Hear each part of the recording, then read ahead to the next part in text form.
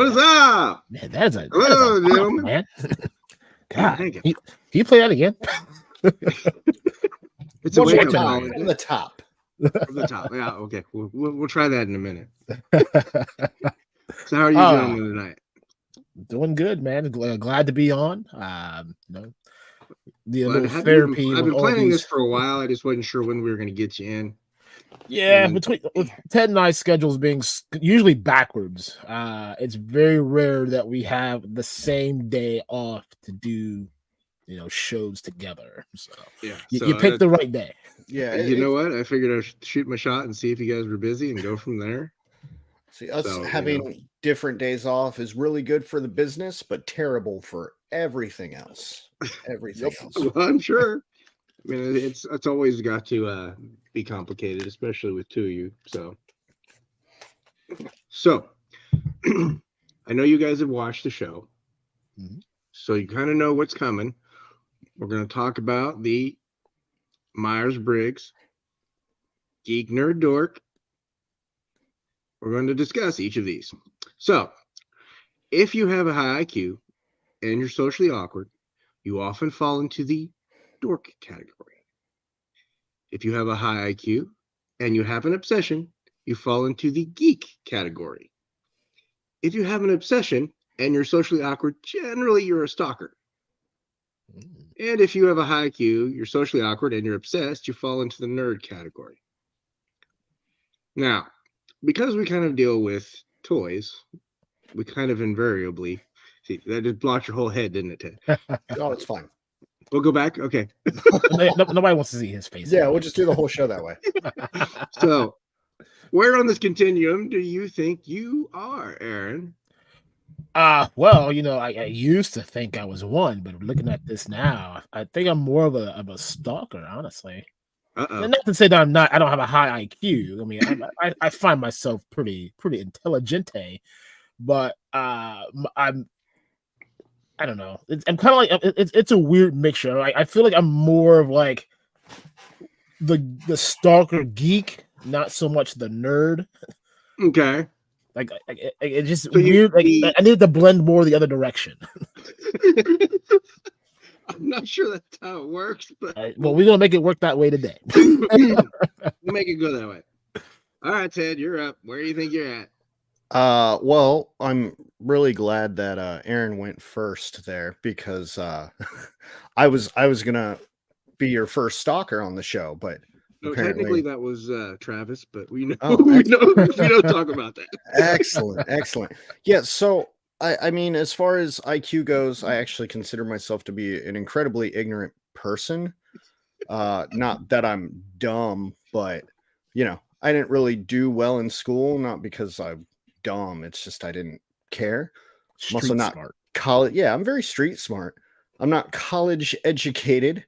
Everything that I've learned on my own. I'm very obsessive, and that's how I have learned the things that I've learned. And I am incredibly socially awkward. I don't think Aaron's socially awkward. Aaron's a people person. What I like about having the Black Knight around is so he and I can be in a place sitting there drinking a beer, and some drunk's going to come up and talk to us, and I'm going to say anything I can to get them to shut up and go away. Aaron's going to talk to them about their whole freaking life, and next thing you know, it's 45 minutes, and I am just like, why are we dealing with this? But because now they bought me beer, so I have to entertain it. Everybody loves the Black Knight in person, and he's a very sociable guy. So I don't think he's socially awkward, but I am socially awkward, obsessive, and I don't think I'm that. So okay, well, we'll give you sort of in there because technically, if you hunt for toys, you could be a stalker. That's fair. See how that works? See? That's fair. See, it's we could go into that section. We're going to check in with chat real quick. I know there's people that have said, hey, he was first before everybody. That's right. By like an hour. Hey, better late than never, or better early than late. There's Jacob. How you doing, Jacob? So Clifton, how are you, sir? Hey, there's the other troublemaker. He's in there. Hey, that's me. Stalker. Yeah, even when we're on the stream, we're still in the chat. Yeah, I know. Support that community. And hello to everybody. And hang on. Ted, this belongs to you, right? Yes, that is my spawn there. That is the coffee cup making child. That is. Go yell at her, everyone. Go yell at her. Yes. Carol is here. Hello, Carol. Ed is here. Action, how you doing? Uh-oh. All right, hang on. There we go. There's Nolan. Mr. I'm in every chat. Yep, because that's where he's at. He's in like probably 5 chats tonight. I guarantee it. There's Tony Romo. What's up, Tony? And Jim from Lagos Lairs joined us. Let's see. Anybody else? Anybody? Oh, Random is here. How you doing, Random? Radnom. Matthew Matson is here. And I think that's caught up. I think that's everybody. Looks like it. Apparently, they believe that you being in chat and on screen makes you multi-talented. Wouldn't it be just multitasking? I mean, it technically is. No. See, that's a whole nother level to the layer of onion. Oh, okay. So ogres are like onions? Yeah. Oh, yeah. Absolutely. I like mine sauteed. None of that raw stuff. So, one of the things that I do is you guys have kind of noticed that I do this definition of a play state, because as adults, we kind of forget that we need to take that time for ourselves and have that, for lack of a better word, play. So that play state is kind of a state of mind where you're absorbed in something and you're getting enjoyment out of it, and time just kind of goes away. You're not really paying attention to time. There's that suspension of a sense of time. So Ted, when was the last time that you legitimately played? And it doesn't have to be toys. It can be anything. Just think about that definition. So honestly, I already have a really easy answer for this. And that's when I made episode 1 of The Adventures of Skeletor a few weeks ago. So that's about as close as I really get anymore, aside from, some random posing and stuff. But as far as toys and having some fun, there's not a lot of downtime. So when I find those small windows, I try to embrace the creativity as much as possible. Like, I can create something and I can play with my toys and I can promote the business at the same time. And then I don't feel guilty about it. Yeah, I mean, I think we kind of forget that as adults, so we do still have to take that time. It's critical for our mental health, because we can only go forwards for so long before we end up tripping over our own feet, and then we're back to a position where we don't want to be. So Aaron, same thing. What about you? I mean, my answer is almost sort of similar, but kind of different. Today actually was really like the first time that where I got to I have the house to myself. The family's out at a football game, so like I was able to open up a couple more figures that I've been working on, and I played some video games for the first time, which was actually very enjoyable, because I usually do that at 3:00 in the morning, because I usually get home and I can't sleep. So that's my time. So we should see your save files. They should all be like 2, 3, 4 in the morning. Oh yeah. You know you're a parent when that's when your game saves are like 2 or 3 in the morning. You're like, well, and that's when I do my best Helladopetoys work, because I'm awake. Yeah. I got nothing to distract me, so I got 2 monitors. I'm always doing something. But today was a really good day of just had free time, and I've been really getting back into playing with my son. He's been getting back into playing with action figures again. So we had a whole wrestling match. He is the world champion, and my guy can't win because he always gets help from his brothers. So it was a fun time. See, that's good though. So when you were a child, what were your favorite ways to play? We'll go with Aaron this time. We'll just kind of go back and forth between you two. I mean, for anyone that's been on the show, I mean, we talk about this quite often, but as a child, really didn't really have a lot of toys per se. I got stuff from like my uncle. Like I would go to my uncle's house and spend time with my cousins. They had stuff, but most of the time we were outside using the good old imagination. By that time, 93, 94, Power Rangers had just came out. Ninja Turtles was like getting huge. So we would always pretend that we were one of those particular characters and just used our imaginations to have fun. But the toys that like toy wise is just, I don't think it really became a thing to me till more later in my early teen years. And then of course, high school and the girls got involved. But there really wasn't much in the youth that really got me started. Ted, what about you? So I was blessed to be an only child. And again, very similar to Mr. Black Knight, like my family didn't have a ton of money, but my parents always took really good care of me on Christmas. So that's usually when I would load up and that's what I would have for the year. And I was blessed with some really cool play sets. So if I was not outside, I was usually downstairs having the most awesome play session with, Superman helping the Turtles and they're fighting Mumra and, whoever the heck else. I had that really awesome Daily Bugle Spider-Man playset, which I loved to death. I wish I had that still. I had like the Batcave, like all sorts of fun stuff. So yeah, if I was not outside, and outside was very different because outside was more physical imagination, because all I would have is me and maybe a bike. I didn't take my toys outside very much, but yeah, down in the basement. That's where a lot of the magic happened, just creating stories to the point where I was just like, holy crap, I don't even know what's going to happen next. No. And I think so it didn't matter about whether they were all different, universes or different scales. That didn't matter as a kid. No, as scale every now and then would bother me because, as I got older and toys tended to get a little bit bigger than like, the Teenage Mutant Ninja Turtles, not a lot, but bigger. So then it became a little awkward because, the Turtles are going up against much taller dudes and they didn't seem like as much of a threat. But for the most part, no, I didn't really care. Everybody got in on the battle. No toy was wasted is what you're saying. Yeah.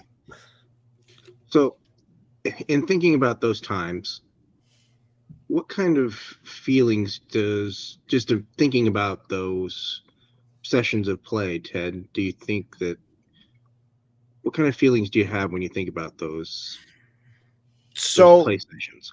They were honestly one of my happiest times growing up. Like there was definitely like, I guess I could call it some sort of high.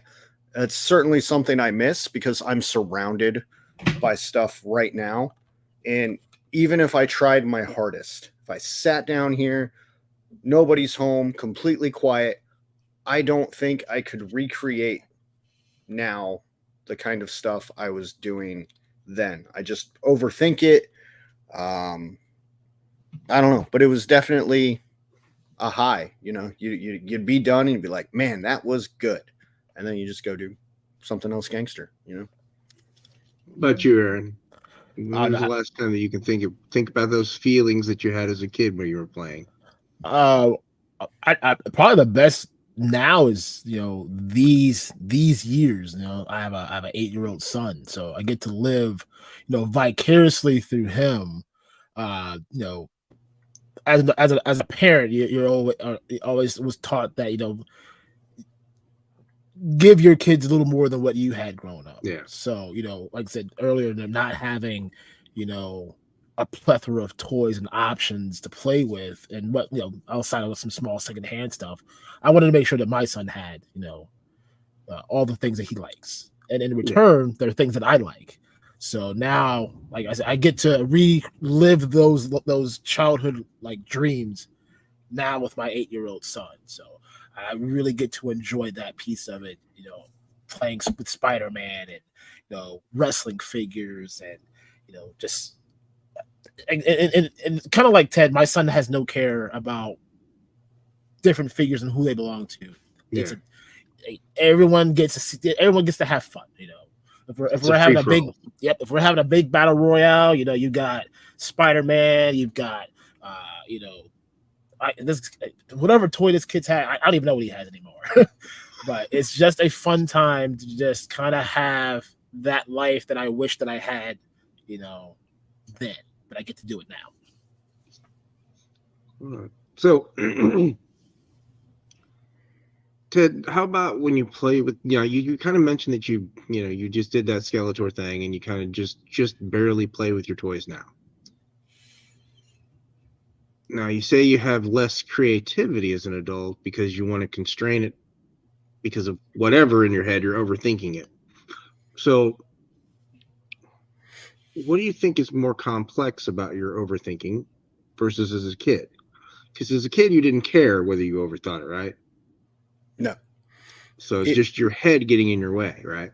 It was probably back then a lot more of practice, coming off of Saturday morning cartoons or, in the neighborhood. Like Aaron and I weren't always together. We met kind of a little bit when we were older, like in middle school. So there were a lot of periods where people would come and people would go, and there'd be weeks where I'm just out in that neighborhood alone. Like I didn't have anybody. So a lot of practice with imagination. I think what the issue is now, and I think about this a lot when I'm self-diagnosing myself, is it's the bogged down of the world. So I have a very high stress job.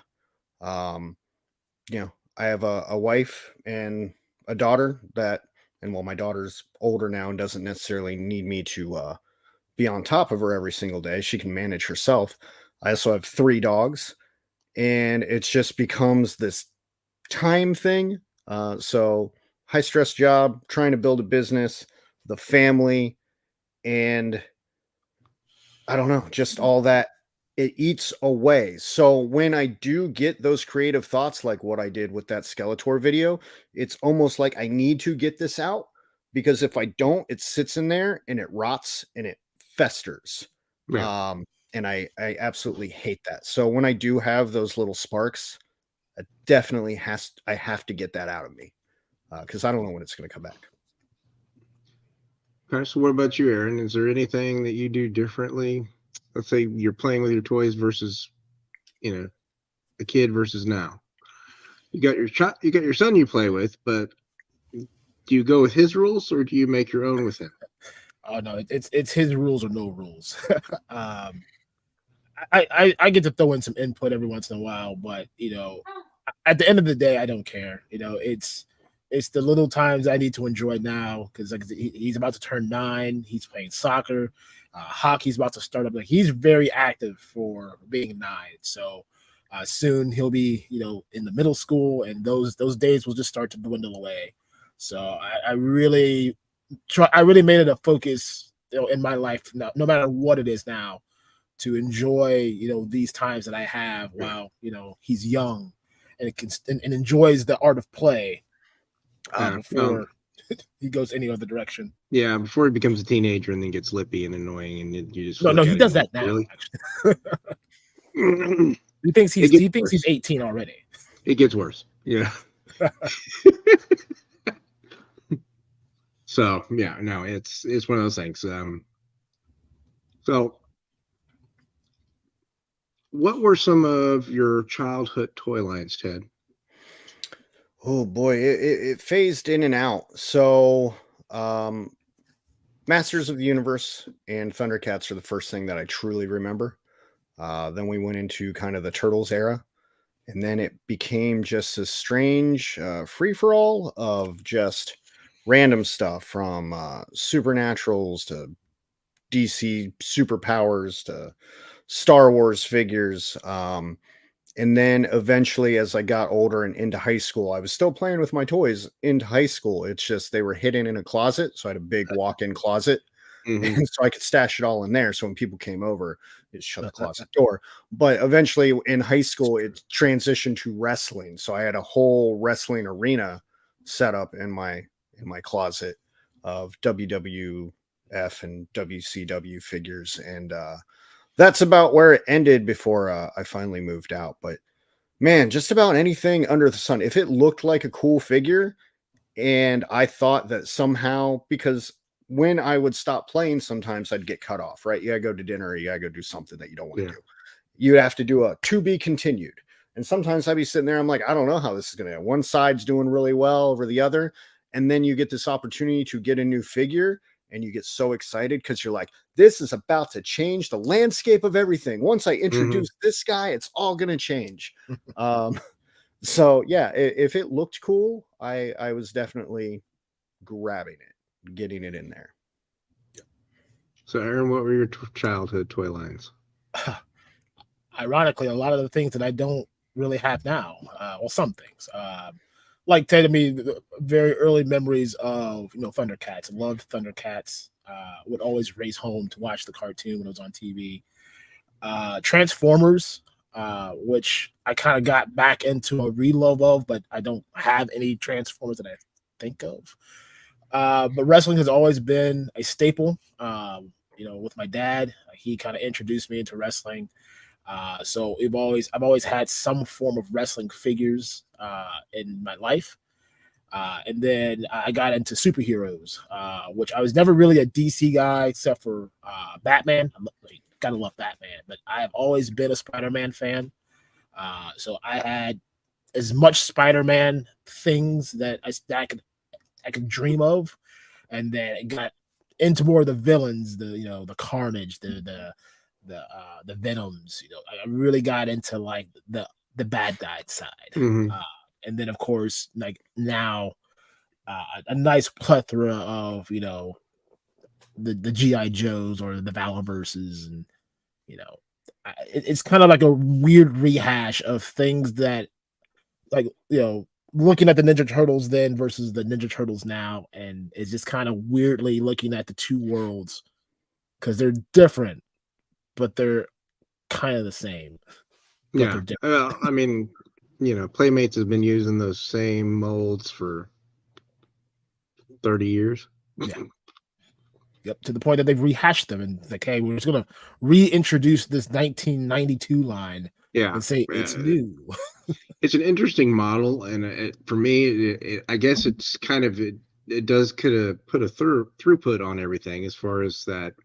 If you don't have this character in for this line, you can get it if you just wait a few years because they'll reproduce it. Absolutely. It's kind of the way that all of it is now, is if you just are patient, you'll eventually get the figure. It's just a matter of being patient.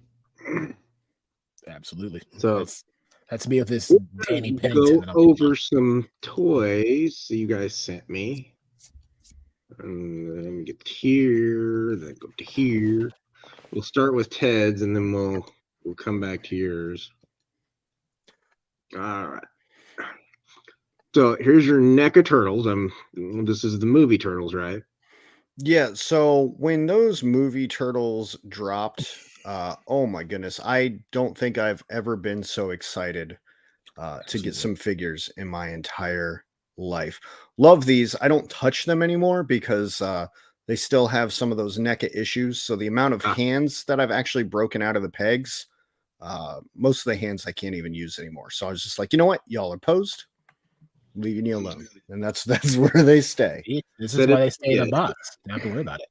Now look at that. That's a work of art right there. No, this is cartoon version. So still NECA? Yeah, still NECA. I got really excited about this as well because that was what I wanted as a child. Like there was nothing wrong with the Playmate stuff, but man, I've stopped now. But for a while there, I was just like all in on that. Yeah, they definitely have stretched that line out quite a bit. Oh yeah. I mean, they are definitely adding to constantly. So, all right. Now, is that a Super 7? So turtle? Those are still the NECA ones. And what I love about these is, so I got these from two different sets. So they had when they originally released this, they had Leonardo and Donatello with Krang and Shredder, and then Raphael and Michelangelo like together or something. Mm-hmm. And I couldn't find the last two. So my Leonardo and Donatello are darker green. And when the second run came out, I was able to get Raphael and Michelangelo, which are a lighter green, which reminds me of the Playmates versions, which is that's how they are. And I actually prefer it that way. I'm so glad I got them like that instead of all the same color from the line. That's cool. I mean, it's an interesting thing because when I didn't notice it until you mentioned it, that they were two different tones of green. I wasn't really paying attention to it, but I was like, oh, okay. So here's your Spider-Man shelf. Yeah, it's a little light. A lot of it has fallen off, and they just get put to the side because if I touch that Detolf, man, everything topples over, and I just get so tired of fixing it. Like you probably can't see it behind me, but after I was done taking these pictures, everything fell over, and I said, "There's going to be another day. Going to be another day." So most of the Rogues Gallery is missing up there, like Green Goblin, Hobgoblin. There's so many, and there's not enough room. Yeah, not enough room. A sacrifice to the space gods. Yeah. And there's all right. Well, you had to put up your belt, right? We'll get to Aaron's belts later, but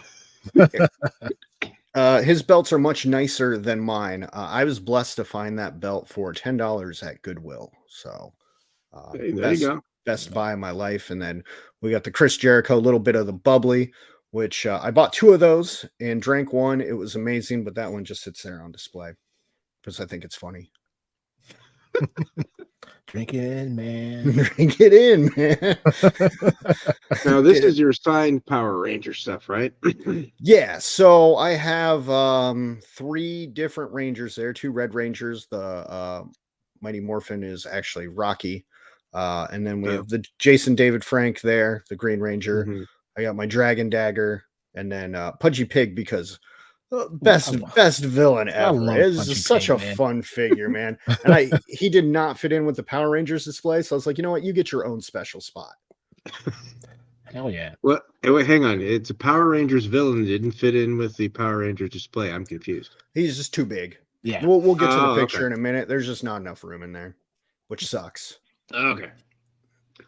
All right. Well, here's your X-Men display next to your belt and your little bit of bubbly. Yes, it's right above my head here. So the Sentinel, there's a little sort of Damocles waiting for you, isn't it? What? You have that big old ass Sentinel hanging over your head. He's good. With his ratchety knees. He's good. I made sure he was good. He's been chilling there for a long time. I got him locked in place. That's the one thing that doesn't fall over. Except I did have a Wolverine, my battle damage Wolverine on the arm, but I ended up using him to take pictures last week. So he's not up there. But Jim Lee X-Men, man, love it. And now that I have them all, I'm actually pretty satisfied. I would like a non-animated version of Morph. But also that Sentinel is what got me into toy selling because it was selling clearance toys that I was finding that paid for that Sentinel. And that Sentinel is like a trophy of kind of the grassroots of Helladope was I need a Sentinel. I can't afford one. What can I do to get one? And I just sold clearance toys. Sometimes inspiration strikes in different places. All right. So here's your other part of your power. Okay. I guess I could say it wouldn't fit. Yeah. It's very tight in there. Very tight. Yeah. Another problem I have is I don't like vanilla poses. I could fit a lot more stuff in there in vanilla poses, but everything it has to be an action pose. Like I need to look at it and see a story. And man, do I love these Power Rangers figures, man. Some of the best to play with and pose. Like you get really good movement out of them and you can create a lot of awesome fighting scenes. Like these are actually some of my favorite figures to play with. Yeah. No, I'm with you on the I can't handle it just all being standard posed, everybody standing next to each other. Yeah. Gotta have a seat. Aaron's over there like, do I have that problem? Wait, Well, thanks for having me on the show, guys. Yeah, so Jimi Hendrix stuff. Well, this is your Hendrix show. I think 100% of this is actually from Aaron. I might have bought one of those pop figures. But at least a majority of this was actually gifts from Aaron. And those are, what are those, Aaron McFarlane from like 2001? Yeah. Very early. Yeah, they're literally statues, but man, they look amazing. Huge Jimi Hendrix fan. He lives in the Detolf and inspires me every day, and that's the only really shelf area that actually has any room. That's what it is, and that's how I'm leaving it. I can't imagine there's a heck of a lot of Jimi Hendrix toys running around. There's more than you think, honestly. It's just I don't know. A lot of it just just couple reaction figures maybe now, and what? Yeah, a lot of it just they were made so, like, 10, 15 years ago, so the value has just sat at this ceiling that will never crash. Yeah, that's just cool. And there's your Valleyverse. Yeah, it looks like he's about to fall over and die. Like I said, I got to the point. He's hanging where it's done. He's hanging low and to the left. We got a problem. I was done trying, like, because I was like, oh, I got to fix the Detolf. So I literally fixed most of the Detolfs, and I just got to this one, and this was one of the last ones, and I was just like, I'm good. But yeah, they needed a place to stay because I opened them to promote them, fell in love with them, and then I was like, where do I put them? And then, you can't be friends with the 3POA guys and have all your Valiverse figures shoved in a closet. So I was like, well, I guess they're gonna hang out with me, but they're fun to play with, and I really enjoy those as well. I feel very awkward in the stream now. And then I can't fit this one in there, so I don't know what to do now. Okay. And then we have your Boglins that are still now. Are these current ones, or are these ones from? Are you talking stuff that you collected previous to this current iteration? All of those are the new Boglins. I only have one vintage Boglin, and that's like right here in front of my face. He sits on my desk. It's my one signed by Tim Clark. But the rest of these are the ones that I bought from the Kickstarter or bought on my own. And then eventually when I got the opportunity to be a Boglins retailer, I just kind of stole some. So I just have where's my hand? Yeah, I just have like 4 stacks of Boglins just right here. So they're for investment. Is that what you're saying, Aaron? Yes, they're investments. They're future investments to later problems. Yes. All right, hang on. Let's pull that one. And now we will. Mine looks lame compared to this guy down here. Yeah, you only sent a few, but you know what? It'll work. We'll figure it out. I'm in the middle of rebuilding. I'm surprised you sent anything at all. I thought I was going to have to remind you. No, he did. He did actually send them. Really? He sent them first. Wow. Now what? I know. I was like, oh, he's on the ball. First in the chat, first of the stream, first send your stuff. Exactly. See, it's that new leap I'm trying to turn.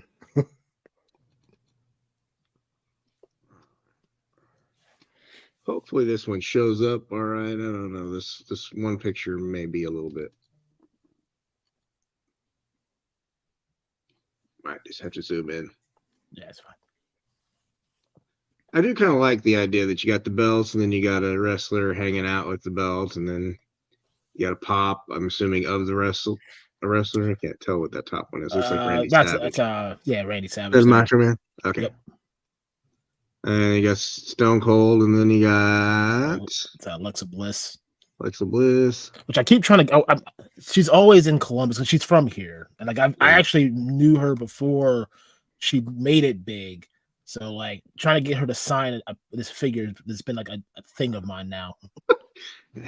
Obsession. Oh yeah, that's where the obsession piece kicks in. And stalker. See, stalker. There you go. Aaron has now confessed to being an Alexa Bliss stalker. We all heard it. It's all right. She knows. It has been recorded for all time. But yeah, I mean, so I think it's kind of interesting that you got these different belts and then you got different wrestlers with them. Like this was like, I don't know, late 90s championship belt yes. in WWE. So that is Triple H's like legacy belt. So Okay. it's the winged eagle with his modern H. That was the WWF championship belt from when I was a kid in the late 80s, early 90s. That was the last time that I was actually, interested in wrestling. It was probably till 90, I would say 98. That sounds about right. So during the Attitude Era, that was pretty much the last time that I watched any wrestling of any significant matter. And that's not even all my wrestling. I got so much, like all my other wrestling stuff upstairs in my room. Oh, I have no doubt. But yeah, just a little flavor said, "Tell I get the rest of these bookshelves built because then, or someone sends me some of that cool Hexa stack, there might be a guy in the chat. You have something to organize with it, right? Exactly. Makes a huge difference. Now, this is pretty cool. I do like that you have all these. Hey, look, it's the Amazing Wolverine. We still have some of those. No, we're sold out. It's still there. Yeah, you guys should all go buy one right now. Look how cool that would look in the middle of your wall. Exactly. But yeah, this is a testament to what we were talking about earlier. I'm a big Marvel fan, always have been, always will be. And a lot of the Marvel line I got really late into the game. But luckily, a lot of the people in our Columbus toy group that we're in, they're kind of helping me rebuild a lot of my Marvel collection. And then that Mondo Magneto back there. I was wondering. I was like, man, that he's either really high up or that's a Mondo one. Yeah, that's a Mondo. I got that at PowerCon from Pixel Dan. So, but yeah, I mean, I just want to grow this more, and I've still got probably 6 or 7 figures back that's on my desk that I need to, somehow fit into this display somehow, some way. But yeah, I mean, having that Sentinel and then the Galactus, that was kind of like the two pillars that kind of really brought together everything. Yeah, I have the Toy Biz Galactus. I didn't. I wasn't collecting toys when those two were being offered, so that's one of those things that it's great, but I'm not gonna go back and hunt that stuff down. It's too pricey. Oh yeah, it voids that first rule that I have for my toys, which is it can't be more expensive than my first car. No, man, for a single item. Ooh, so that's where I limit the pricing. Well, if my wife ever watches this, then she'll understand the what's happening right now. Yeah. So now this is a Tekken, and no, those are the Flush's articulated ninjas. Okay. You say it looked like a Tekken figure. And then Joe Fixit. Joe Fixit. And now is that the BAF or is that the? That's the BAF, yeah. The new one, okay. And then you have an Ecto one, and now that's the Lego one, right? Yeah, the Lego Ecto one. Yep. And then you have a Goose Fraba. Yeah, supporting Rocco the Great, Yeah. And then you got that great. I love that blob. Yeah, that was a great when we got that through. Like I had to grab one. I love the way it looked, and not to say that its predecessor wasn't a great figure, but this one, this one looks like the blob. Right. That's my issue with that BAF is it doesn't look anything like the blob. It looks weird and it looks like the blob ate the blob. Yeah, exactly. And I don't like the Juggernaut that they did for Legends. I like the Diamond Select Juggernaut. He's beefy, he's big, he's monstrous. That's the one that I have in my collection. But and then you have some boxes. Lots of boxes. You got your Tanger up there, all safe and sound. That's right. got your Barrow Atlas, and looks like a pail, and then a tray. And I'm not sure on the last one. I can't really see the picture well enough. I love the gremlin in there, man. Oh yeah, he's just hanging out there, you know. Yeah. No, the gremlins are sweet. You guys should all buy some gremlins too. They're lots of fun. No shameless plugging here. Not at all. No, there's so much. Look how much that adds to your display, dude. Like I have mine hanging on my computer monitor, so they're great. Well, you have the little light things that you tap on, those battery powered ones.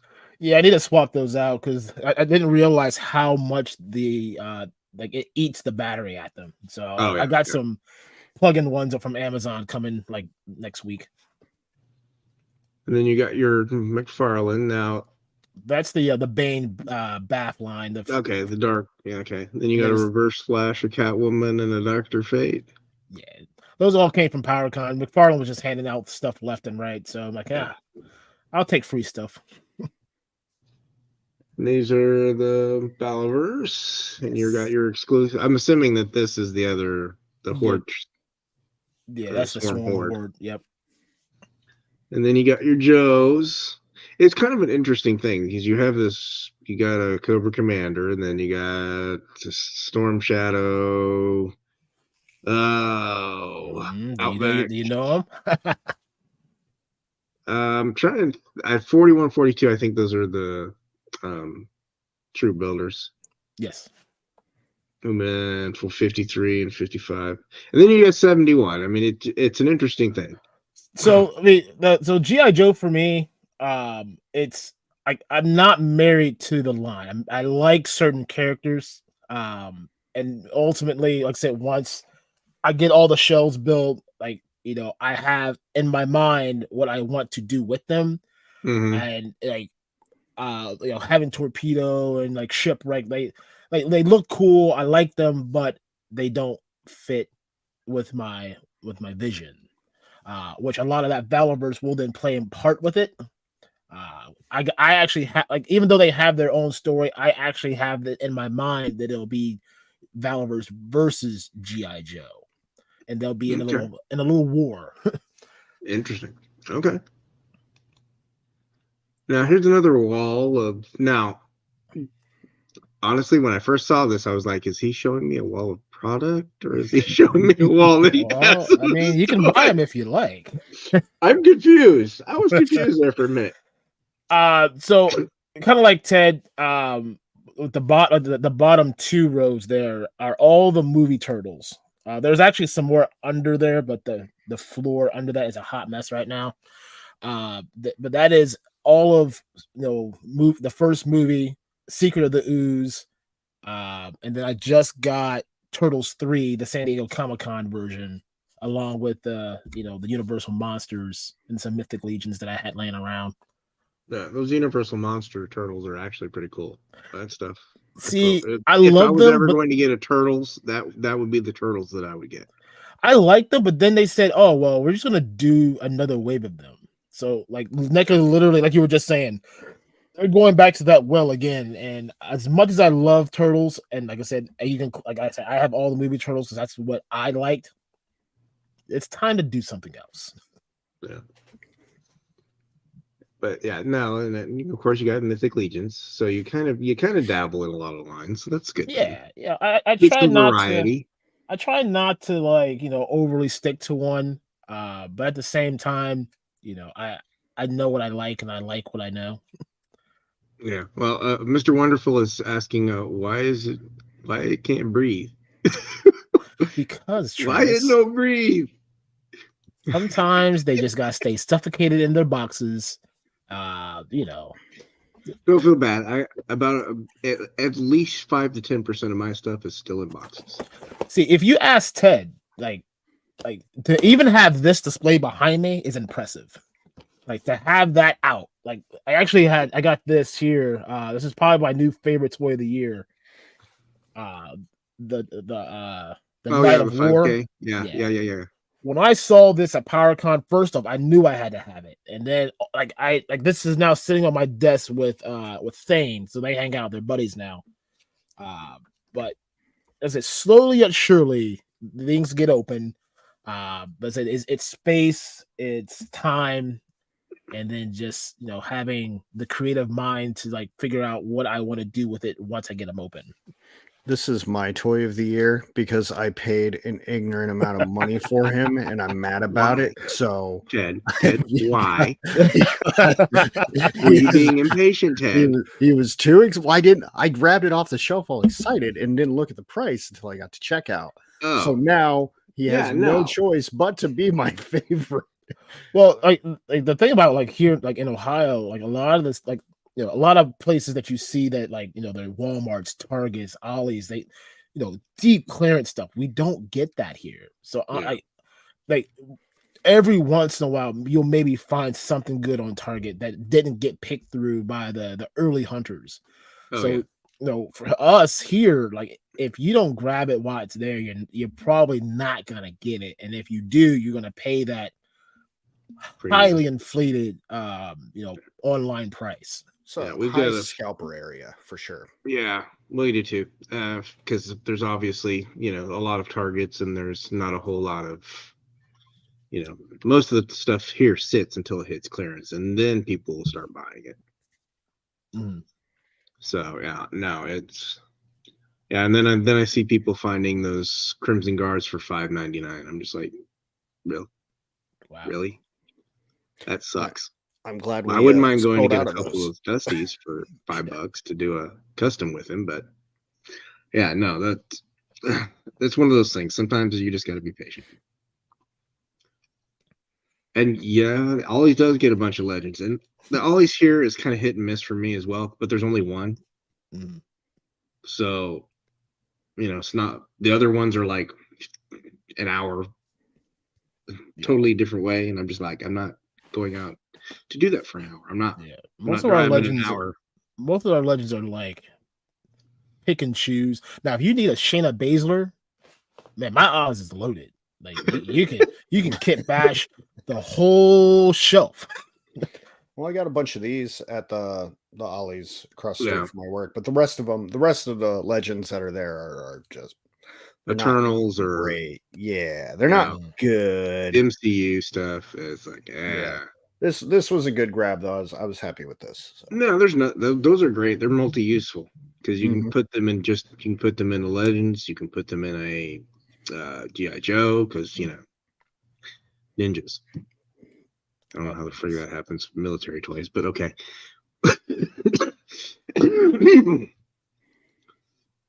Okay, I'm not sure. Wait. Yeah. Ollie's is the corpse of our old Toys R Us. It's so depressing. Floor can still see where the old owl. Oh God, that's horrible. That's what mine is. It's the old Toys R Us. The hottest Toys R Us too. It's the most popular one. But Toys R Us was different though when we were kids. In the 90s, it kind of got that weird refresh, and then I went into it with my daughter once, and I was just like, "What the hell is this?" It was like they had the 4 corner shells, and then there was it was just really sterile, and it was. I would rather have aisles and aisles of toys, and I can go down straight down the aisle and see all the toys lined up on the wall. Right. But you could tell that inventory had shifted, and they weren't holding on to that inventory like they used to. Because they weren't selling through. So it's one of those interesting things that you got as you age, you get to see things from a different perspective. And working in retail that I did at the time, it was depressing to see that kind of change. Absolutely. And then you see it go away, and then you kind of get this half kit bashed monster that's in a Macy's. I'm just like, I still haven't been in the one that's in my Macy's yet. It's no different than JCPenney. Like the fact that it's called a Toys R Us is a disrespect to what Toys R Us was. It's a toy section in a mall department store. Like exactly. Nothing's there. That's all it is. Yeah. So are there any toys from your childhood that have made it through? Well, Aaron, what about you? Any toys from your childhood that made it through to your adulthood? None. Any toys that you were hunting down from your childhood that you want? Oh man. Probably the one right off the bat that I really would love to be able to get my hands on again are those wrestling buddies. They're like the big, like the pillows of them. Sadly, I mean they still make them, but the OG ones are going anywhere between $100 to $200 now. Oof. But I always loved having them because like it was just fun to play with. Like you're supposed to be in bed going to sleep, and I'm having full on wrestling matches, with my wrestling Hulk Hogan.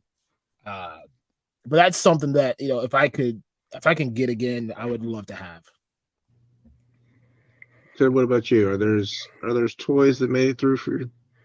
No, so when I turned 18, Aaron and I moved out together like immediately. And when I moved, I brought nothing with me. So for I think the first 4 or 5 months, I slept in an empty room, which was my room, no light, on a Papasan mattress. I had a pillow and a boombox, and that was it. Everything else got left behind. And it's my fault. My mother gave me ample years, so every year, she'd hit me up and say, "Hey, what are we doing with these toys? I'm gonna sell them." I didn't think she ever would, so I was just like, "Yeah, I'll come get them."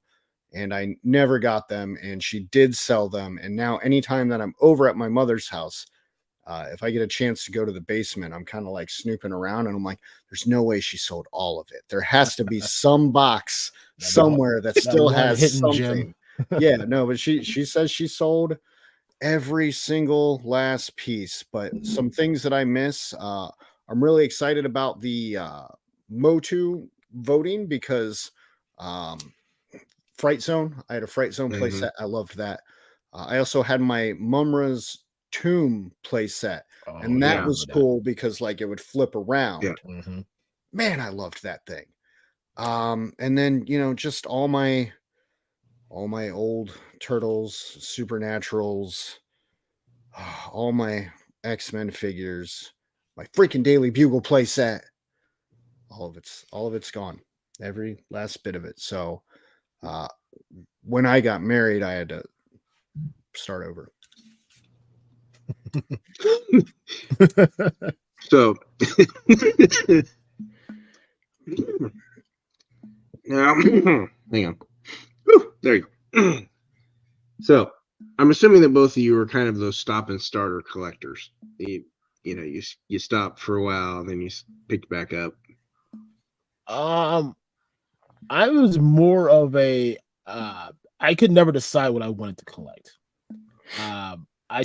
When I got back into just collecting in general, it started with comic books, and I had a pull box at my local shop. I would go every Wednesday, get my order, and then when I got out of comic books, because Ted showed me this, there's a digital website that has like every comic book you could think of. So now I just went to that. Then I got into Hot Wheels, and then I was like trying to collect all the cars that I know I'll never own in my life. So that went for almost a good maybe 9 months, and then got into pop figures. That was just a very dark hole that I went down to the point where I wish I had a picture of it, but like the place that I used to live had a staircase. My entire staircase was pyramided of all the Funko Pops that I had. See, my brother knows. He saw them. I remember that picture. You were very proud of all those Funkos. I was. It was a highlight, and having them was great. Said no. I love like all. Sadly, I think Funkos are going to be the Beanie Babies of toys. I think so, but not in the same way. Just because I don't think it'll be as precipitous of a drop off, because I think some people will still want them. But I mean, there's still some IPs that they haven't done that they could still capitalize and draw in some other people. But then kind of went on a dry spell, and then kind of got back into collecting toys again. Well, good. Right now, you hush your mouth. What about you, Ted? So I'm not really a start and stop guy. When I got married, my wife was she grew up out in the country, kind of like church life. So we got married when we were very, very young. And so she kind of had this ideal naive vision of how everything was going to work. Like the whole house was going to be like pink, and you can't have any toys around or anything like that. So for a while, a lot of my coolness was suppressed. And eventually I was able to kind of, as years went on, she lightened up and kind of found her true self. And, for that period, I would go through these toy aisles and I would look at toys and I'd be like, man, all these figures suck. And this is like, 2006 through 2013, I would say. I would just look at these and I'd be like, all these look terrible. But when Marvel Legends started changing their style, that's kind of when I got back into it. And, my wife didn't stop me. She let me be me. And that's what's on the wall over here. So I just started buying Marvel Legends, and while I don't necessarily buy as many Marvel Legends as I did, I haven't stopped since, when did that come out? That was like 2014, maybe. Yeah. That line. It was with the Amazing Spider-Man 2. I bought it for Superior Spider-Man. That was the second Marvel Legend figure I bought, and it was like the first toy that I'd bought since probably I was 18. Oh yeah, because that comic line was hot. Yeah, the Superior Spider-Man was good story. Oh, yeah. But that Superior Spider-Man figure sucked, and I would like them to redo it. God, that figure sucked. Yeah. I was very mad when I opened it. But yeah, I never really stopped, which is why I have so much stuff. It's why I have stacks of unopened boxes here in a closet. I was going to send you a picture of the closet, but it is so embarrassing. It is a hoarder home. Like if I open it, it's just going to like see, and then that would be a good conversation though. Mm-hmm. It's all unopened product, all stuff that one day I'm going to find a home for. One day I'll have space for it. One day maybe he's been saying this for like 7 years now. Yeah, tell it to my wife and child. They know. And so twice a year I pull everything out, I reorganize it, put it all back in there. Maybe it's Ted's delusion closet is what we should call it. I call it the time capsule. That I'm going to get rid of it. It's the time capsule. It's where toys go to earn their value. But I have not stopped since 2015. Now there were periods where I was pretty damn poor, and all I had was $20 a month to buy a figure, but never stopped. Just pivoted on what I was collecting. Yeah. Yes. Thank you. Your daughter just threw you under the bus. Yeah. It is. Well, it's worse now that we have the toy company, because the warehouse on the other side is so full now that boxes are now carrying over to here. So aside from this space here, everything else is essentially just inventory now. So it does look pretty bad down here, especially when I do go on an opening spree and open like 5 ninjas and a freaking Mythic Legions figure and a casket of cruelty, and start taking pictures, and there's boxes everywhere. And I don't clean up after myself, so I just leave it for a month. Sorry, I'm going on a tangent. That wasn't even a question. Well, it's a new question now. Random is making a good observation. Don't get high on your own supply. Yeah, I learned that from the E's. That's what I learned that from. Don't do that. So, when you guys collect, and do you prefer it being something established as a franchise, or are you more willing to take a chance if it's an independent? So, it used to be it had to be 100% established. It had to be something that I knew. Until PowerCon last year, and that changed my entire mindset about what I like in a toy. Like I said, Hasbro, Mattel, those were the staples. When they put out something, you knew it was going to be at least decent. Like I said, Spider-Man. I at one point I probably had almost every Spider-Man figure that ever came out. And then this little guy right here, he entered my life and told me that everything that I thought I knew was wrong. That a lot of these independent companies are doing really good things, and this was the first one that that we took a chance on. Like when I saw it, and then Creative B Studios was another one. It just kind of really opened up a new opportunity in my mind to try stuff that you're not going to find in a a Target or a Walmart, or it was good. Well, and I think the good thing is that PowerCon is kind of moving to that kind of more independent, flared kind of a con, and you kind of get a nice width and breadth of what else is out there. Yeah, I think we all get kind of wrapped up in those big two, and because they have the IPs that we know. They have those franchises that are evergreen, and I think it's an interesting dynamic when you see something like Fresh Monkey Fiction, right, and Monster Force, or 5K Toys. They those are some real small runs on those 5K toys that you like. The night you picked up. There's some good stuff out there. It's just not everybody's able to see it, and I think something like PowerCon actually is beneficial, where we'll get to see those kind of independent toy retailers, and then we'll get to see those independent toy ideas. Right. Absolutely. What about you, Ted? Does it have to be an established franchise, or are you willing to? So these are two figures from PowerCon that Axiom Figs helped me acquire. He actually bought me this one and then found this one for me. When I was a kid, I didn't know what the hell these were. They were just cool, and I bought them and I played with them.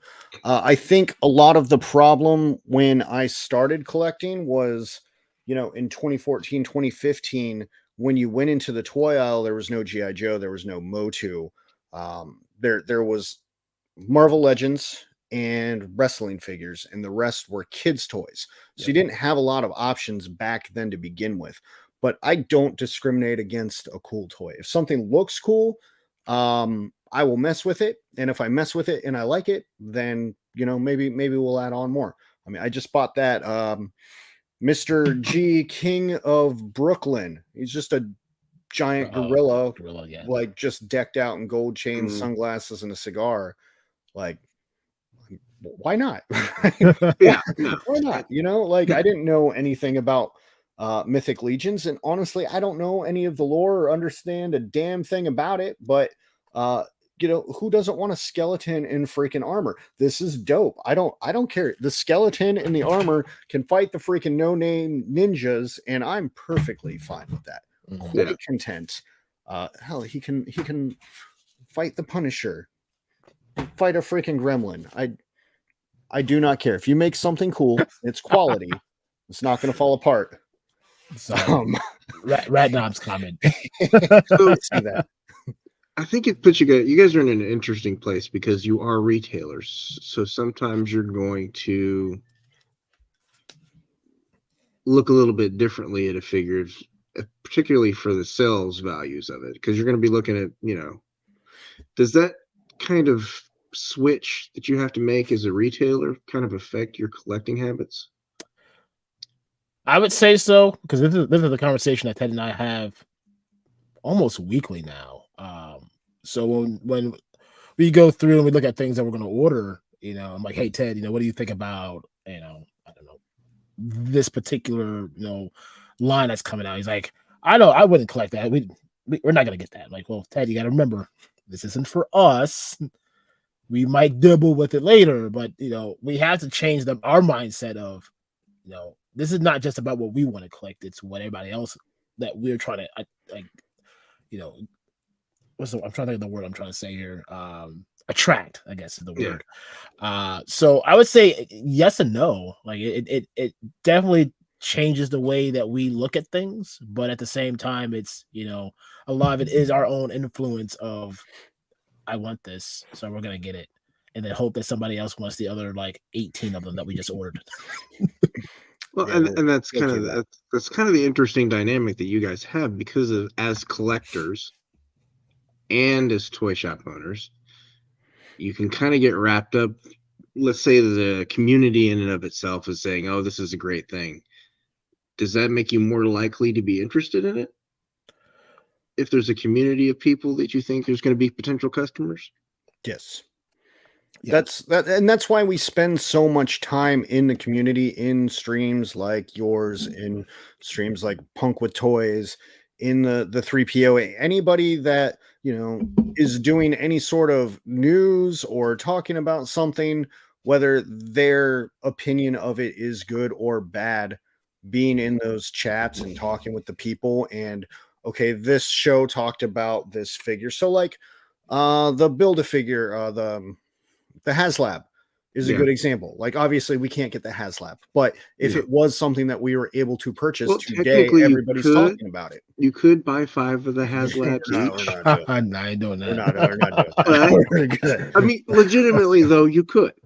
Yeah, It's not out of the realm of possibilities, because each of you would have, with that, there's a lot of people posting videos today and tomorrow that are for it, that are opposed for it, and then we just kind of have to take that information and make our best guess on it. And sometimes we dabble in something like just on a whim, like Aaron put up just stuff for pre-order that if nobody buys it, then we don't pre-order it. But sometimes we're surprised, and he's 100% right. I am incredibly prejudiced about stuff because he's like, I'm thinking about getting this. I'm like, don't buy that. That's trash. Don't buy that. Yeah. Trash. Well, I'm trying to think. What was the one? It was that Darth Maul, the Black Series Darth Maul that we had last year. Oh yeah. This dude, like, forever was like, dude, don't like this. It's horrible. I don't know why you're doing it. I accidentally ordered like too many of them, and then like boom, gone. Yeah. So sometimes I get small wins. Sometimes you order something that just doesn't work. And I'm sure those Mad Marauders barbecues are eating your butt right now. Yeah. I can't even hand those things out anymore. Yeah, that one's so bad because it's actually a good figure. It's just I think they did the repaint too soon, and it was just kind of it was kind of ho-hum. But Action is saying RoboForce cough. Yeah. No, that's one of them. Yeah, we got buttered up real sweet on that one, and every now and then I'm right too. So every now and then, every once in a while. I think with those properties that kind of, for some people, that they had those connections to as a kid, I think that's an interesting time because we're getting back to those properties. Because I'm sure we're going to see stuff like Supernaturals again and Visionaries. I hope so. I mean, if Nacelle has their way, I mean, hell, they're doing Biker Mice from Mars. They're doing all these other ones. If not them, Ramen Toys could do it. Yeah. Ace, where you at, bro? They were interesting toys for the time. They were always an interesting thing. We kind of lived in that, that 80s and 90s kind of was this glut of toys where we had so many properties that were competing for our dollars. And there were smaller ones like that just kind of got, pushed to the side. It was kind of like Crystar for me. I love the way those figures looked. I love translucent figures as a kid. Mm-hmm. I'm happy he's getting the Marvel Legend. Will I get it? Probably. I need more than just him, though. I mean, at that point, it's just him standing by himself, and then he kind of looks out of place. Because he's going to be 6 inches, and he'll fit in with my Legions. But if we're comparing my Legions, my Mythic Legions to a Marvel Legend, it's you're comparing a 90s Toy Bez to a current equivalency. Yeah, one of the ones that I recently got back or starting to recollect because I found that they were making them again are the Ronin Warriors. In Japan they call them Samurai Warriors, but a couple months ago I just picked up the Ryu Inferno armor. Sitting on that shelf over there. And now that they're coming out with the rest of the team, like I have to complete the team now. So like I guess one of the questions you asked earlier was one that that was out. I just dropped my computer. That if they do again, it's definitely probably now that line because I loved watching it when it was on TV, and I want to have all the figures now. Yeah, I can remember recording that one. I remember because it was on at like 6 a.m. Oh yeah, so I used to make. I hated getting up early if I wanted to watch it. Yeah, I hated getting up early in the morning, but man, like I knew that show was on. I would get up, have my little bowl of cereal. Even my mom was like, "What are you doing awake?" Like, I was up before she would get up. In those rare times that it actually happens. So, Ted, are there any collection rules? Are there any hard and fast? These are the rules. This is what I'm not going to do. This is what I am going to do. There are now. There weren't a few years ago, but definitely within the past 3 years. Sometimes I need to pick something up, walk around with it. This is when I'm at a store, and I have to ask myself, are you going to do something with this, or are you going to put it in the closet and not look at it forever? And I broke that rule last week when I got the Cad Bane 2-pack with what's his face? 1, overpriced. 2, I haven't opened it. 3, it's probably gonna end up in the closet, and I'm mad about that too. Because I broke that rule. But like, if I don't have a place to display it, or it's not something that I truly like, I saw it and I fell in love with it. The Mr. G King of Brooklyn is a good one. I saw that figure at PowerCon. They didn't have any for sale at PowerCon. I bought one when I got home from PowerCon. I opened it. I played with it. I had fun with it. I took pictures with it. If it's just going to go in the closet, I probably don't need it. And there's a lot of stuff that I have not bought because of that rule. Yeah. I kind of find myself doing that a lot of times too, is I'll walk around, I'll find this toy. Let's say clearance has been my awful bane of my existence. I can't explain it because I always look at the figure and I say, worst case scenario, I can make it to be something else. But lately I've been going in and even good clearance deals, I'm still putting it back. Yep. I'll walk around with it for about 10 minutes and decide whether or not I really want it. Do I really want it? Do I really need it? Is it important enough for me to take home? Yep. And it saved me a lot of money. But then that FOMO kicks in. It's like, man, I had it in my hand. I put it down. Then like you go back like 2 days later, like it'll be there. It's gonna be there, and it's not there. Then it's not. Yeah, it was like, I think when that last X-Men wave went on clearance at Target, I had quite a few of them in my hand at one point, and I put them back, and I came back about a week later, and there's about half of them, and I went ahead and got it. I got the 3 that they had because at that point, it $10 or $11, whatever they were at that point, they were 50% off or so, a little bit more than 50%. I was like, it's worth it. I can get 3/4 of this figure for the price of $30.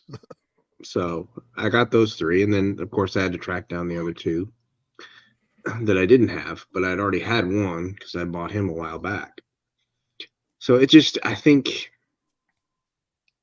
with rules, I have to remind myself constantly that, do I really need it? Mm-hmm.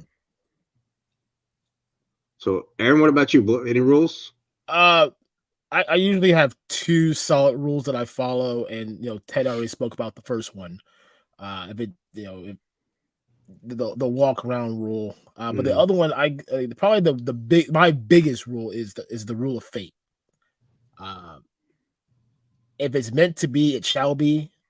So like I said earlier today, I was at Target waiting because I had to wait for my son to get out of school, and there was a figure that I saw last week. It was still regular price. It was clearance today. I still didn't buy it. But if it's there the next time I go, it's meant to be that I should have it. And Okay. that's just kind of how I've really done a lot of things over the last several, and that's really just anything. It's not necessarily just toys, it's really anything that I don't necessarily say it's a necessity, you know. Like, my son's birthday's coming up, so we've been doing like early shopping. Do I can I wait longer for this one? His birthday's in 2 months. If I buy it now, he's gonna find it. Then I gotta like play it off as something else. So the waiting. Well, technically, you have to build an excuse. Oh, it's for the shop. Yeah, no, he It's sees for through the that store. lie. he sees the boxes that comes to the door. He knows what's up. But those are the two main rules, honestly. Like, and the fate one's probably the one that I stick to the most. So that's kind of your way of teaching yourself patience. Well, that's what I keep telling myself. Now, does it always work that way? No. Any regrets come from that though? Yeah, a lot. I mean, a lot of it is, like I said, a lot of big scalpers. If you're not there when it's hot, you're not getting it. And if you are, you're paying that eBay Macari price. Now, luckily, like I said, I mean, being in this toy community through the YouTubes, the Instagrams, and then even the local communities here in Ohio, I was able to kind of recoup some of those FOMOs that I missed. Yeah. But there's still some that even the ones that I want to get, the price point now is just not worth it for me.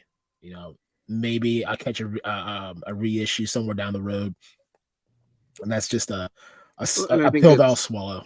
That's the trick, though, right? Because we just have to be patient. Because we Yeah, know if it's a character that's popular, it's going to get remade. At some point, they'll do something different so they can give it to people again, so that people will buy it. And yeah, I mean, and that was the issue, was with that Marvel Legend line, or that's coming out now. That's all the reissue, but with the different head sculpts. Yeah, like I missed that wave completely. Yeah, and there's not really a lot of that wave that I want to get. There's probably like 3 or 4 out of the 8 that they're coming out with.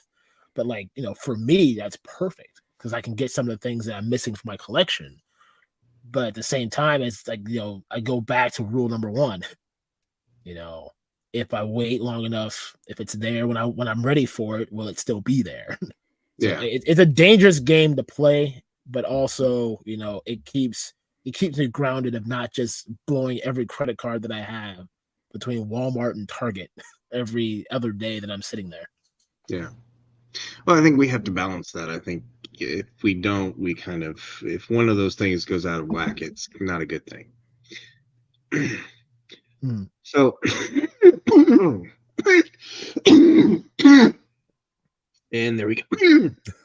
Hello. Oh, Travis, we know. Don't worry. So, is there anything that you don't do with your toys now that you would like to do? We'll start with Ted. More stop motion. So part of my excuse for accumulating such a large collection was I was going to use them to tell stories and do stop motion. And I spent a good year really studying and practicing stop motion and got semi-decent at it. And it goes back to that whole lack of creativity, time kind of thing, where if I can't do it in one sitting, I can't do it. But yeah, that's one thing I would like to do. I've had ideas in my head for several years. There's figures that I specifically bought to do some sort of stop motion video with, and they're all just tucked away in a drawer over there, waiting for the day when I finally pull them out and make that. So would that be a creative release for you, or that would be more something along the lines of more work? And is that why we're not taking that time? It's not work. The problem is, so I don't own one of those fancy cameras. And when you're doing stop motion, like if anything moves, you almost have to start over. So I do everything with the phone. So if work calls or errand calls, or I need to walk away for something and I can't take my phone with me. I have to leave my phone there. But the phone moves, the whole shot's ruined. It's next to impossible to get it back. And I want to call out Travis's comment in here. It's called ADHD. I suffer from it. I have been told by my daughter that I allegedly have adult ADHD, but I just think it's how normal human beings function. So if I have it, I don't need to know because I'm not going to change anything. This is how I do. Well, I mean, the thing is that if your attention is divided, it's going to be divided because of other things, not necessarily because you have ADHD. It could be, but the reality is there would be other signs. It may just be that you're stressed out. There you go. So,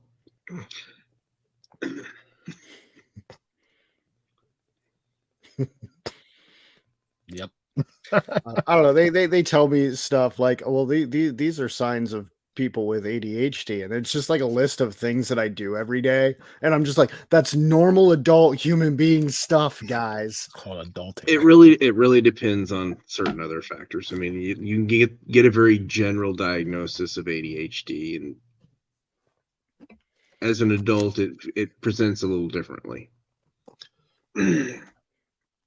Well, I'm a high functioning one, I guess. Yeah.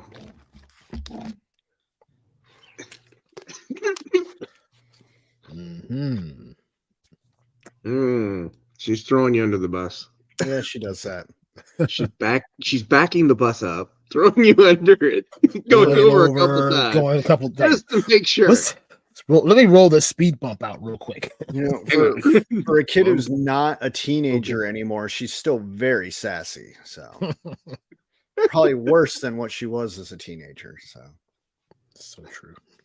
So, Aaron, what's your favorite all-time line? Yeah, that's a good question. I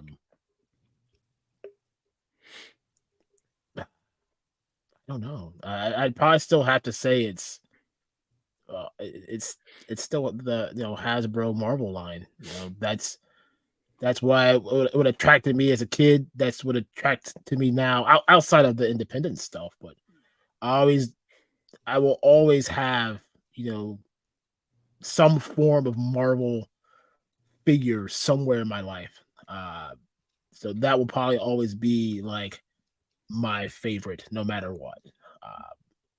But I'm sure there's some honorable mentions in there, but it'll stay with Marvel. Ted, what about you? Favorite all-time line? I have to agree with Aaron here. The Marvel Legends is really what got me back into the game. It's what sustained me for many, many years. Now, the past probably 3 years, hasn't been great, and I haven't really loved it, which has given me opportunity to explore other things. But when I go into a toy aisle, the excitement I feel is from Marvel Legends, because that used to be the only reason you would go into that toy aisle, because that would be the only thing that was there, again, besides wrestling figures. So you would just rush there hoping to find that one X-Men figure, that one Spider-Man figure, and that's what brought me joy and toy hunting. I mean, I'm going to move this camera here for a second because I didn't put it in there, but that wall right there is all Marvel Legends figures. It's what I started with. That's probably what I'll end with. I just wish it was a little bit better right now, but I'm hoping they'll figure it out. Travis is offering up for you. Oh, yeah. Hit me up, Travis. Yeah, because again, part of the problem with stop motion is, you move the camera, it's ruined. If you have a camera that can just sit there the whole time, then it becomes a situation where you can walk away for a minute and go to the bathroom. What's that? So, Aaron, what draws you to a figure? What makes you want it? That you got to have it. Especially with your walk-in decide on things. That's got to change things up a little bit. It does. Familiarity is probably the big one. It's got to be something that, like, it's got to be something that reminds me of that, what I had or what I'm missing. Like I said, with all these different toys coming out, and what's good, I don't want to say it's a good thing, but probably the best thing about a lot of this is a lot of stuff that I really am collecting now you can't buy in store, so it takes away from that, the need or want to have to get it now. But it's not about articulation for me, because clearly I suck at posing stuff.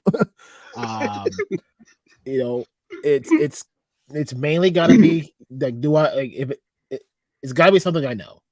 I know X-Men, I know wrestling.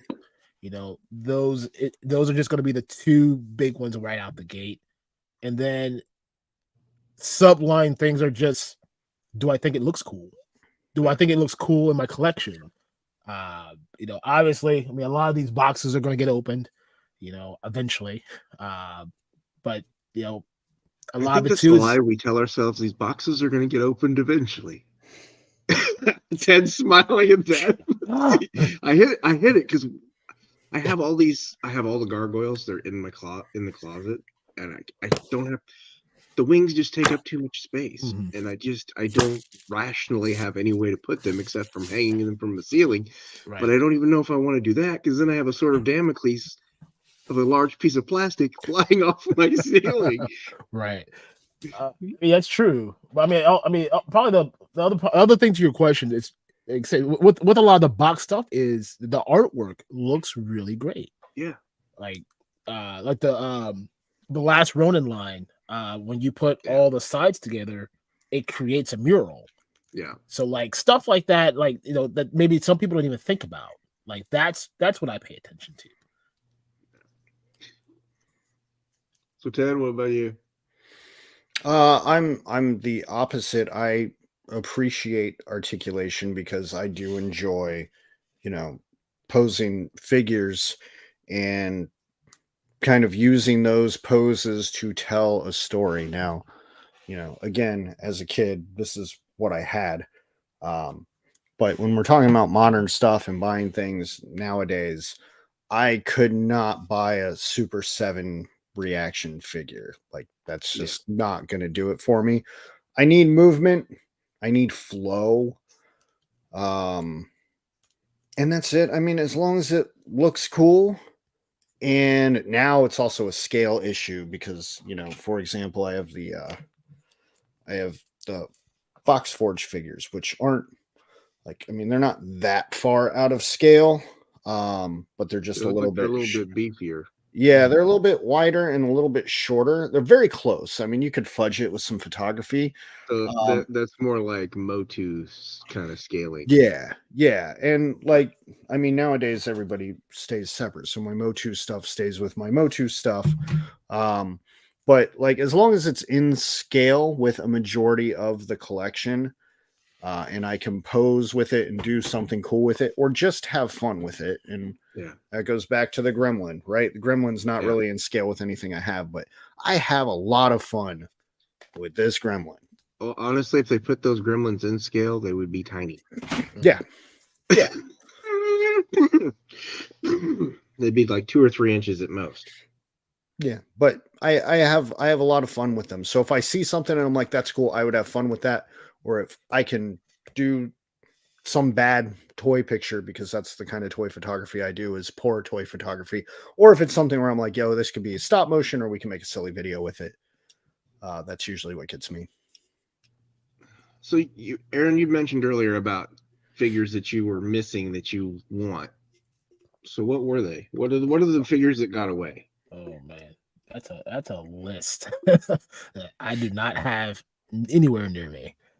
Probably just some ones that I can just rattle off the top of my head. I would love to be able to get a lot of the old TMNT play sets that I used to remember having.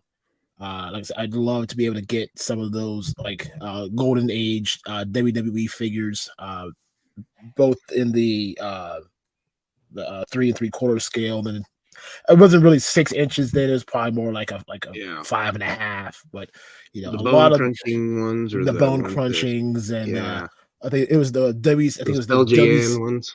Yeah, they had like the WCW, like the ramp where it had the pegs where you could put the wrestlers on it and they would like talk to each other, like stuff like that. Like I said, not a lot of crazy stuff, but just stuff that like I remember knowing that I had that you just can't go to the store and just buy anymore. Yeah. I think there was just definitely a lot of that stuff where they would just take chances with it. Just put it out. Let's take a chance, see what happens. Yeah. It was great because like, to me at that time, you like Ted said multiple times now, when you walk down a toilet aisle, you had which I guess you would call it now like the preschool section. So you had like your learn to play stuff and like your Barbie dolls. Then you had like your 5 to 6 year old toys, and then you had 2 rows of here's your wrestling stuff. Maybe you had like a 4-foot section of G.I. Joe, a 4-foot section of Transformers. You had like an end cap that maybe had some of the Motu stuff, and like it's probably like 3 pegs worth, and then that was it. That's all you had. Yeah. But I would love to be able to just like one of the questions that we had the Columbus Toy Show here 2 weekends ago, and like the question I asked, what are you looking for? Like, I'm not really looking for anything. Like, if I see it and I want it, I'm gonna get it. Like, there was a Castle Grayskull. I sent Ted a picture of it that they had. It's like $50. It was a really good price compared to what everybody else was selling the same thing for. Yeah. But I'm like, I don't have any other like He-Man or Motu stuff, so it just wouldn't fit currently into my collection. And that's probably what my biggest problem is that while I do have a nice starter collection of certain things, adding in something that's like Castle Grayskull is I got nothing that goes with it. Maybe the 4 Horsemen stuff. Yeah, just because I have you could fudge it. Yeah, you could fudge it in with the mythics. Yeah, because I mean I have most of the knights, and of course I have the horses and stuff like that, so I can really play around with that option. But that's about it. That's be as far as it would go. Ted, what about you? Talking about toys that got away. So toys that got away. I'm pretty fulfilled with my collection. There's some earlier stuff that I missed out on, and that's like the Marvel Legends Rhino Build-A-Figure, because there was always that one figure that was impossible to find. That Marvel Legends Beast that Aaron has in his background there, the one with the lab coat, I really wanted that as well. Now I have the original Beast, he's hanging up there, but that head on that newer Beast is really good. I missed out on that one. I missed out on the Lizard. So yeah. Is that the Build-A-Figure? Yeah. Oh. See, I only have the head from the Scarlet Spider that I haven't opened. I mean, I got the new Rhino. We got that, right? Or didn't Naomi get that for me? I think Naomi got that for me. I don't remember. I don't even remember where stuff comes from anymore. But yeah, there's just a few handful of things, but like I said, for the most part, I'm pretty content on everything. Like I said, might backfill these guys. That's probably about it. I'm chilling. So I think as a retailer, kind of puts you guys in a different position than a lot of people. So I'm going to ask this question, and it's going to be an interesting answer, because I think that you guys might experience burnout with your collections sooner because you're a retailer, but I could be wrong on that. So, Aaron, what do you think? Do you kind of have this? Do you experience burnout with your toy collection? No, does it happen more?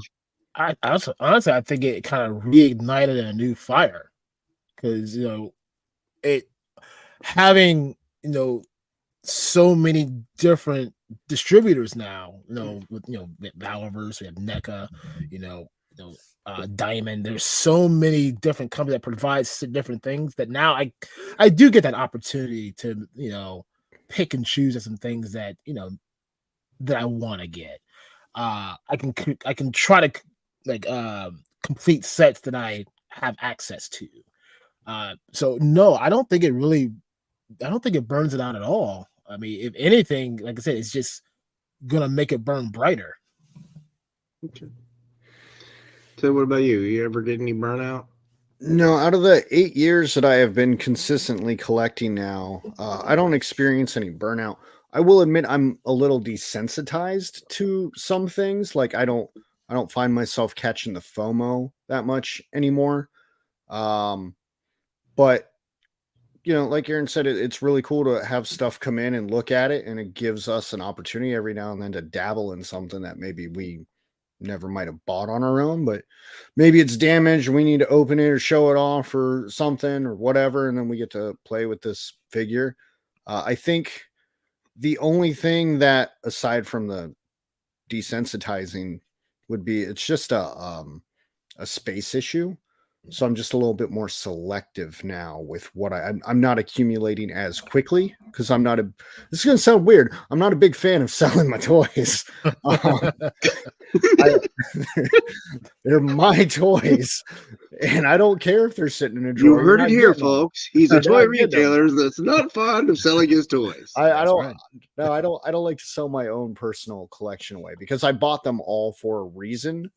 And yeah, I also believe that, maybe one day I'll be like, oh, I have a really cool idea. I need this one figure. And it was the one thing I sold. I don't know. Maybe I am a crazy person, but no, I just get desensitized from FOMO. People get very excited about stuff. They get worried about things selling out, especially like with Valaverse or the Mythic Legion stuff. And I'm just not really worried about that because I'm like, well, I know eventually it's just going to land here in the warehouse, and if I want it, we can grab it. And if I don't, we just move it along. How many times have we told the story about PowerCon last year with that 4 Horsemen exclusive? I don't know, someone having some weird FOMO about the person in front of them getting the last one. We don't need to tell that story again. Look, I met him again at PowerCon this year. We've settled our feud. I mean, did you? No, never. Never. And I still didn't even get the figures. I still didn't get the figures. But I mean, like I said, all the Mythic Legions right now are just, they're in a slot on the closet door. They're all together, but I just didn't have any. I needed to clear this desk off. So they're in hibernation until a new display idea opens up for them. Yeah, well, all of my snow figures are currently sitting on my desk because I don't have the space for them in my thing, and I got to decide what I'm going to do with them because I've got 3 of the snow serpents. So yeah, that's going to be a problem. Mm-hmm. I'm pretty sure you have 3 more coming. Yeah. I know this is going to sound weird, but Ted, is there ever a time that you see yourself not being the collector? No. So what would that look like for you?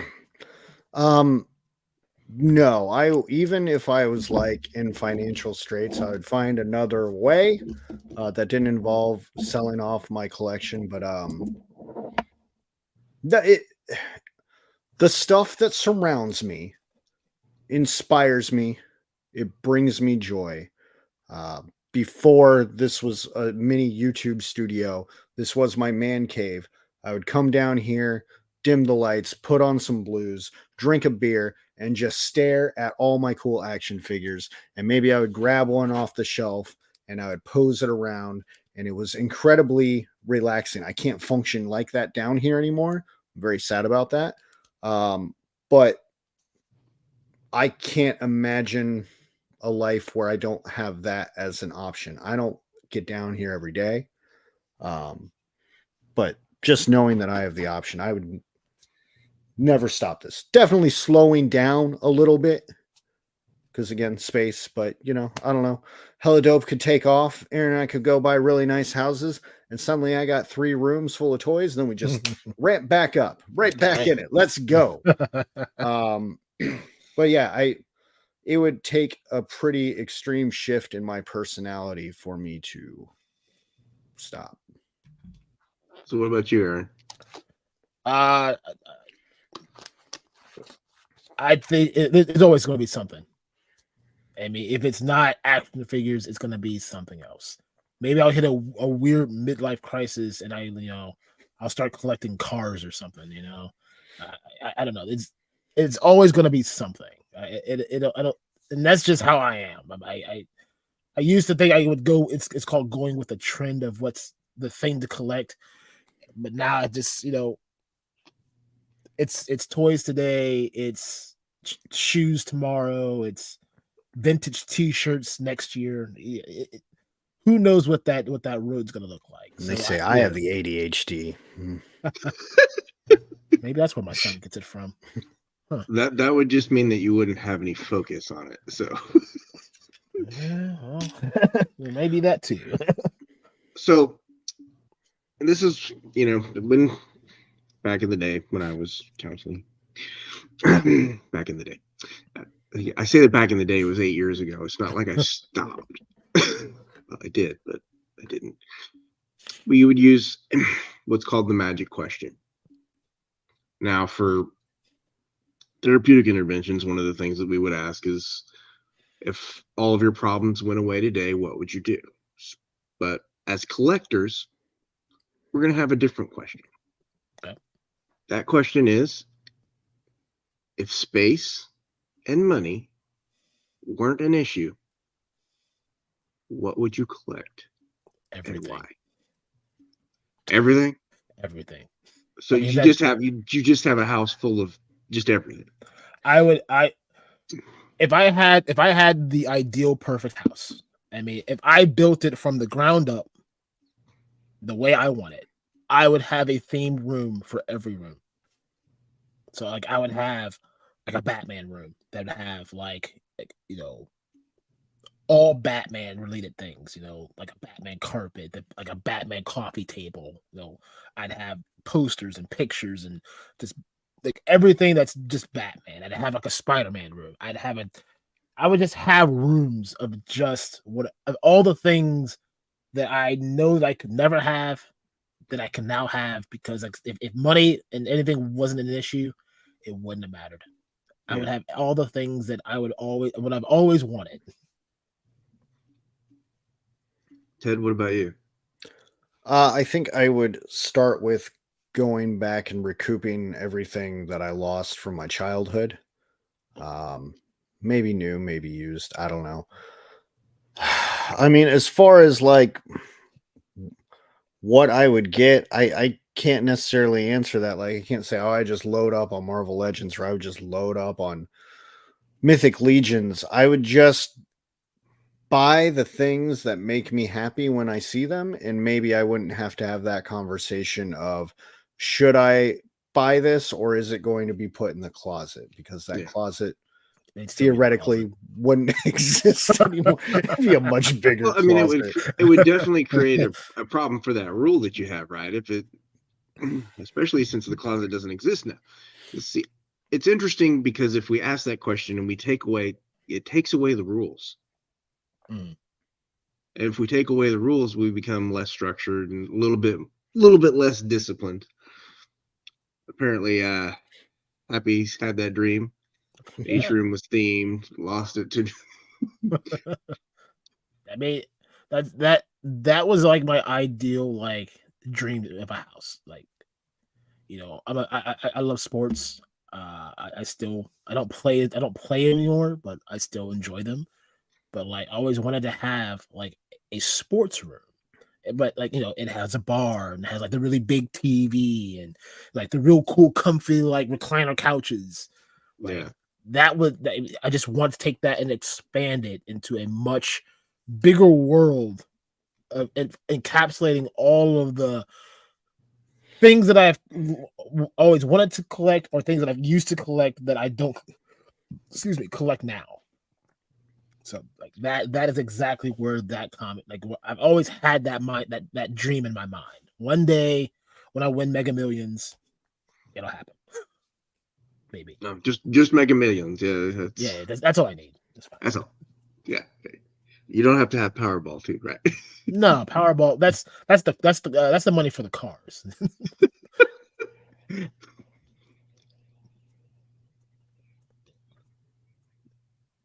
Well, Happy, and Transformers kind of your thing, though. I mean, I'm just saying, you do a lot of Transformers themed projects. But, gentlemen, we're pretty close to the end, and we have one really important question. Yeah. I just have to find it on my thing because I can't figure out. Now, we didn't do any pickups because I didn't have any pickups, and you guys always have pickups because technically you're a store. So that's kind of unfair. But is there anything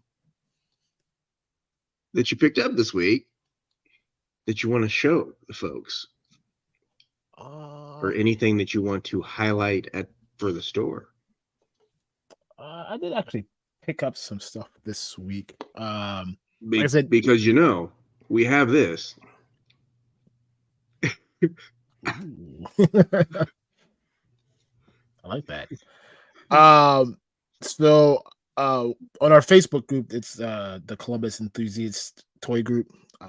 So I've been dealing with the same guy for quite some time now, and he's been like selling a lot of his Marvel Legends. So I've been able to grow this collection behind me. So I did get that Rhino that I popped up earlier. Yeah. I haven't opened all these up yet, but Iron Spider-Man. Oh, okay. That's the newer one, right? Yeah, that's from 2-3 waves ago. Yeah. Iron Man. Yeah, that's the. Not sure which one particularly this is from. It's one of the newer ones. I think it's Controller Wave. Yeah, that's it. Yeah. Falcon. Yeah. Is that the retro one though? Yep. Yeah. And then up top there, can barely see it, but Black Spider-Man, he's creeping down on everybody. And then I think that's the only newish thing I got this week. Yeah.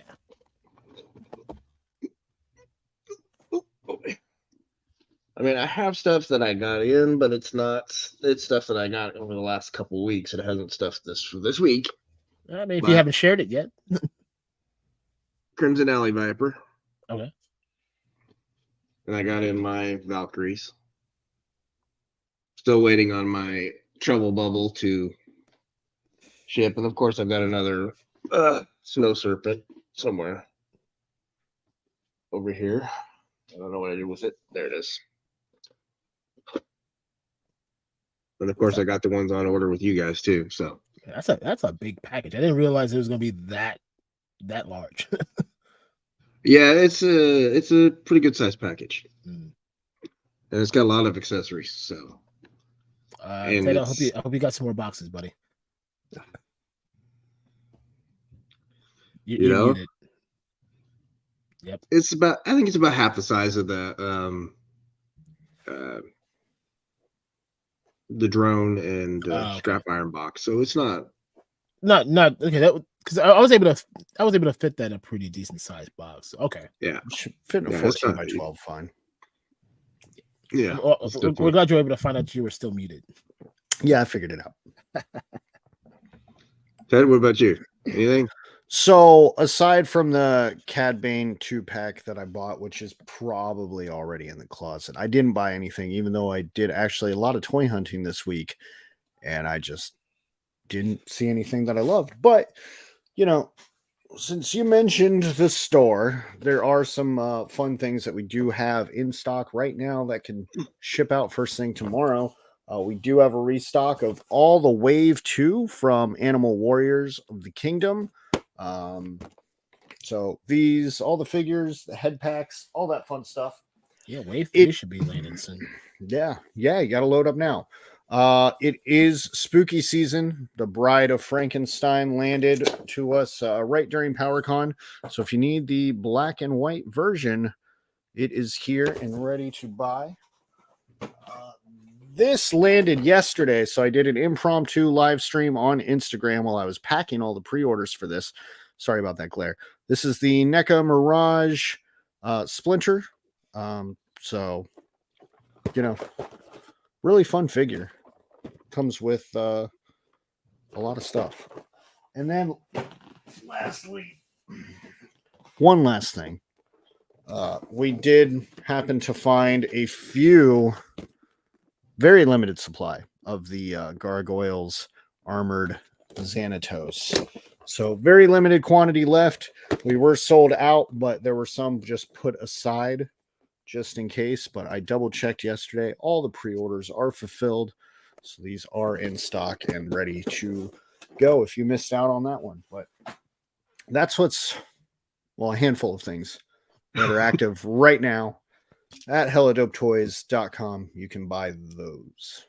Do that. And then you can be on a show and talk about your pickups. Yeah. Exactly. So my last question, and then we'll go over what people can find you this weekend, because I know you guys got a big show on Sunday. Yeah. But what did you find joy in today? My challenge to you is finding joy every day. So, Ted, what did you find joy in today? So I will admit I was really looking forward to coming on this show. Surprisingly, people don't invite us on their shows very often. So I don't know. Maybe it's because we curse too much, drink too much. I don't know. So I'm very excited about that. But also, every day that I've been waking up this week, I look at the stats of the store. I look at the stats of the social media. I think about our live stream from last Sunday, and I'm just watching everything continue to grow, and the community that we love so much just kind of showing love back at us. We're just two jabroni assholes, and it's just really nice seeing what we're building grow. And that's what brings me joy every single day, is any day that the business takes even just a micro footstep forward. It's just one step closer to our goal. And that's just what we're chasing right now. I concur with what Ted said also. I spend many nights trying to perfect the websites and just to make it easier to navigate, and just to see the progress that it has taken from its original integration to where it is now. But non-toy related, I'm very proud of my son. He got accepted into the gifted program. Nice. So he is doing one day a week at his school. He is in a class with other gifted students to kind of enhance the smartness that he already has, and that really excites me. It makes me proud as a parent to see my son take these really big steps. He's in 3rd grade, but he's doing 4th grade work. So that makes me very happy to see his progression intellectually, and just the sport. Like, he's really into sports. He's doing soccer right now, and hockey starts in a month. So just very happy to see what he's doing. That's cool. All right, gentlemen. You got a few seconds to spiel them on your Sunday special. Or we love spiels. Take it away. Spiel it. Here we go.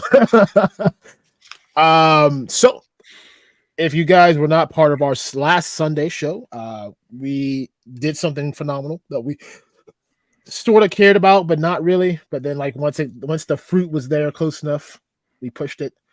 We officially hit 500 subs on YouTube. while live, and also hit 1,000 on Instagram while in the same hour, which is crazy. So we're gonna do a giveaway this Sunday live at 9 o'clock Eastern Standard Time. The actual giveaway will be about 10:30. So we're gonna tell you a secret code to put, or a secret word to put into the chat that will enter you into a giveaway. So far, we will have Axion. He is putting up a $40 gift card for Helladopetoys. Mr. Wonderful is putting up a Hexa Stack starter kit. We're still seeing if there's anybody else that wants to try to chip anything in. So we're going to hold off on all final announcements maybe until the morning or the night before. And then, of course, one lucky person, which of course it's not near me right now, will get the PowerCon exclusive Demetrius, aka Demetrius. Demetrius. Same thing. That's his distant cousin. As a thank you to everyone that has helped us reach these two fantastic milestones in the same hour. So we wanted to do a giveaway to all you fine people. So stay tuned to the show Sunday to see what that word is that you need to enter. And good luck to everyone, and hope you win something. Yeah, I don't have anything to add on to that. Just thank you, everybody. And we're really, really excited to do this giveaway, man. Like, incredibly excited. But I'm also going to make sure you guys sit through every horrendous second of our show, okay? Don't think you can just pop in there at 10:30 and you get the giveaway. We might do it at 10:05. You don't know. You don't know. You're going to watch every grueling second. We'll just send out the message on, Like, just type this word in now. Yeah. Go now. All right, gentlemen. Well, I appreciate y'all being on, and I don't have anything to add. I will be back next week. I will be back with the guests that I was supposed to have last week, I think. I will also be on Shiny Plastic People on Thursday, Talking Tano. We're going to be talking about the Ahsoka series. So if you want to find me there, you'll find me there on Thursday night. I think it is 9 Central Time, so 10 Eastern. Other than that, I hope everyone has a good night. And if you remember to be anything, be kind. And hella dope. Always hella dope.